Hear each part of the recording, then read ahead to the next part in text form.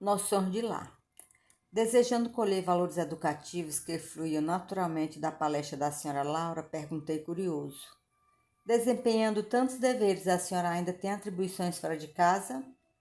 Sim, vivemos numa cidade de transição. No entanto, as finalidades da colônia residem no trabalho e no aprendizado. As almas femininas aqui assumem numerosas obrigações, preparando-se para voltar ao planeta ou para ascender às esferas mais altas. Mas a organização doméstica em nosso lar é idêntica à da Terra? A interlocutora esboçou uma face muito significativa e acrescentou: o lar terrestre é que de há muito se esforça por copiar nosso instituto doméstico, mas os cônjuges por lá, com raras exceções, estão ainda a mondar o terreno dos sentimentos, invadido pelas ervas amargosas da vaidade pessoal e povoado de monstros do ciúme e do egoísmo. Quando regressei do planeta pela última vez, trazia, como é natural, profundas ilusões. Coincidiu, porém, que na minha crise de orgulho ferido fui levado a ouvir um grande instrutor no Ministério do Esclarecimento. Desde esse dia, nova corrente de ideias me penetrou o espírito. Não poderia dizer-me algo das lições recebidas? Indaguei com interesse. O orientador, muito versado em matemática, prosseguiu ela, fez-nos sentir que o lar é como se for um ângulo reto, nas linhas do plano da evolução divina. A reta vertical é o sentimento feminino, envolvido nas aspirações criadoras da vida. A reta horizontal é o sentimento masculino em marcha de realizações, no campo do progresso comum. O lar é o sagrado vértice onde o homem e a mulher se encontram para o entendimento indispensável. É templo onde as criaturas devem unir-se espiritual antes que corporalmente. Há na Terra agora grande número de estudiosos das questões sociais que aventam várias medidas e clamam pela regeneração da vida doméstica. Alguns chegam a asseverar que a instituição da família humana está ameaçada. Importa considerar, entretanto, que a rigor lá é a conquista sublime que os homens vão realizando vagarosamente, onde nas esferas do globo o verdadeiro instituto doméstico, baseado na harmonia justa, com os direitos e deveres legitimamente partilhados. Na maioria, os casais terrestres passam as horas sagradas do dia vivendo a indiferença ou o egoísmo feroz. Quando o marido permanece calmo, a mulher parece desesperada. Quando a esposa se cala humilde, o companheiro tiraniza. Nem a consorte se decide animar o esposo na linha horizontal de seus trabalhos temporais, nem o marido se resolve a segui-la no voo divino de ternura e sentimento, rumo aos planos superiores da criação. Dissimula em sociedade e na vida íntima. Um faz viagens mentais de longa distância, quando o outro comenta o serviço que lhe seja peculiar. Se a mulher fala nos filhinhos, o marido excursiona através dos negócios. Se o companheiro examina qualquer dificuldade do trabalho que lhe diz respeito, a mente da esposa volta ao gabinete da modista. É claro que em tais circunstâncias o ângulo divino não está devidamente traçado. Duas linhas divergentes tentam em vão formar o vértice sublime, a fim de construir um degrau na escala grandiosa da vida eterna.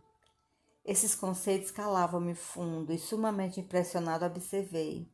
Senhora Laura, essas definições suscitam um mundo de pensamentos novos. Se conhecêssemos tudo isso lá na Terra. Questão de experiência, meu amigo, replicou a nobre matrona. O homem e a mulher aprenderam no sofrimento e na luta.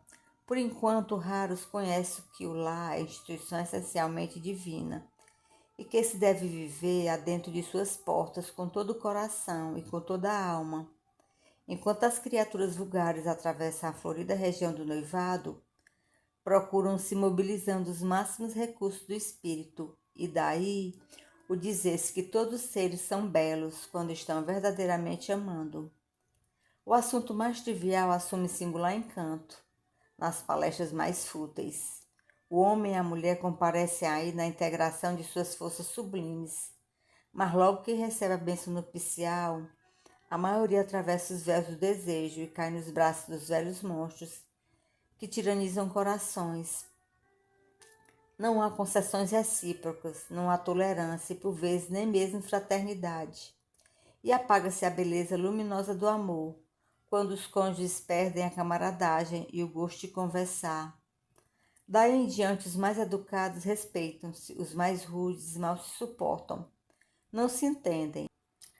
Perguntas e respostas são formuladas em vocábulos breves. Por mais que se unam os corpos, vivem as mentes separadas, operando em rumos opostos. Tudo isso é pura verdade, aduzi comovido. Que fazer, porém, meu amigo? Replicou a generosa senhora. Na fase atual evolutiva do planeta, existem na esfera carnal raríssimas uniões de almas gêmeas, reduzidos matrimônios de almas irmãs ou afins, esmagadora porcentagem de ligações de resgate.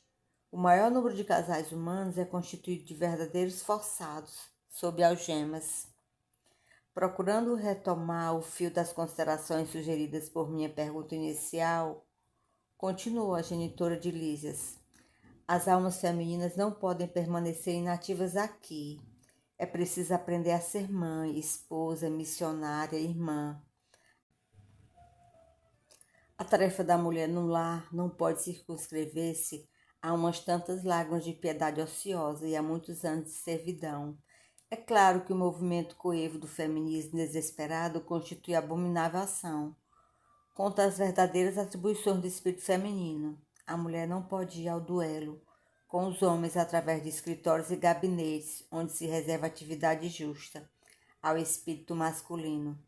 Nossa colônia, porém, ensina que existem nobres serviços de extensão do lar para as mulheres. A enfermagem, o ensino, a indústria do fio, a informação. Os serviços de paciência representam atividades assaz expressivas. O homem deve aprender a carregar para o ambiente doméstico a riqueza de suas experiências, e a mulher precisa conduzir a doçura do lar para os labores ásperos do homem. Dentro de casa, a inspiração, fora dela, a atividade. Uma não viverá sem a outra. Como sustentar-se o rio sem a fonte? E como espalhar-se a água da fonte sem o leito do rio? Não pude deixar de sorrir ouvindo a interrogação. A mãe de Lísias, depois de longo intervalo, continuou. Quando o Ministério do Auxílio me confia crianças ao lar, minhas horas de serviço são contadas em dobro, o que me pode dar a ideia da importância dos serviços maternal no plano terreno. Entretanto, quando isso não acontece, tenho meus deveres diuturnos nos trabalhos de enfermagem, com a semana de 48 horas de tarefa. Todos trabalham em nossa casa, a não ser minha neta convalescente. Não temos qualquer pessoa da família em zonas de repouso. 8 horas de atividade no interesse coletivo diariamente. O programa é fácil a todos. Sentir-me envergonhada se não executasse também. Interrompeu-se a interlocutora por alguns momentos, enquanto me perdia em vastas considerações.